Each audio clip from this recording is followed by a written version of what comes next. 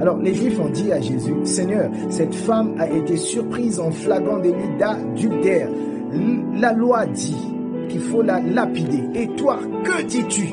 Alors, les Juifs étaient venus déjà avec la sentence. Cette femme devait être lapidée. Elle devait être tuée. Alors, cela partait à l'encontre de l'amour de Dieu. Donc, la parole de Jésus devait être confrontée à la réalité de la tradition. Bien-aimé, je veux dire à quelqu'un, la tradition ne va pas primer dans ta vie. Parce que toi, tu es un Dieu. Tu vas vivre la tradition du royaume des cieux. C'est la loi du royaume des cieux qui va fonctionner dans ta vie. Alors, la femme était là. Jésus est resté silencieux. Alors, ces gens-là ont commis l'erreur de dire à Jésus, Seigneur, toi, que dis-tu? Alors, ils ont donné la place à la parole. Quand on laisse la place à la parole, elle est vivante. La parole, elle agit, elle transforme, elle crée le miracle. La parole, elle renouvelle. La parole, elle change les vies, elle transforme les vies. Alors, la parole a parlé.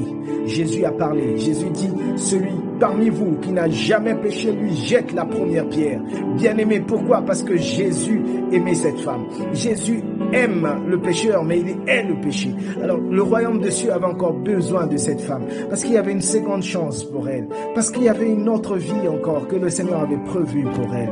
Alors, bien-aimés, ils étaient là, confrontés à la parole, comme dans Hébreux 4, le verset 12. La parole est une puissance, elle est agissante. Ils étaient confrontés à la parole. La femme a seulement écouté le bruit des pierres qui est tombé derrière elle. C'était des pierres qui l'accusaient, des pierres qui étaient là pour lui faire du mal, des pierres de condamnation. Bien-aimé, je prie que ces pierres de condamnation tombent dans ta vie, parce que Dieu t'appelle à une nouvelle vie. Le Seigneur t'appelle à un changement. Le royaume des cieux, c'est la joie, c'est la justice. Toi, tu es enfant de la promesse. Tu as un Père, et c'est le Seigneur. Que Dieu te bénisse. Je vais prier pour toi maintenant. Je vais prier pour toi. Seigneur, merci pour ta grâce. Merci pour ton amour. Merci, Seigneur, pour ce frère, pour cette sœur.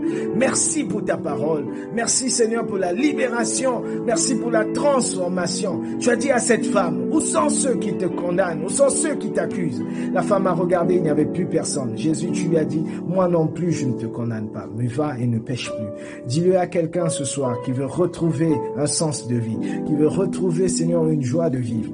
Quelqu'un qui veut être rassuré que mon Père est avec moi. Tu as dit aux disciples, quand vous priez, dites, notre Père qui est aux cieux. Seigneur, nous avons un Père qui est dans le ciel, qui est tout puissant. Viens faire ta demeure dans la vie de cette personne. Au nom de Jésus, que Dieu te bénisse. Souviens-toi que le tombeau est vide. Jésus-Christ est vivant, qu'il est ressuscité d'entre les morts.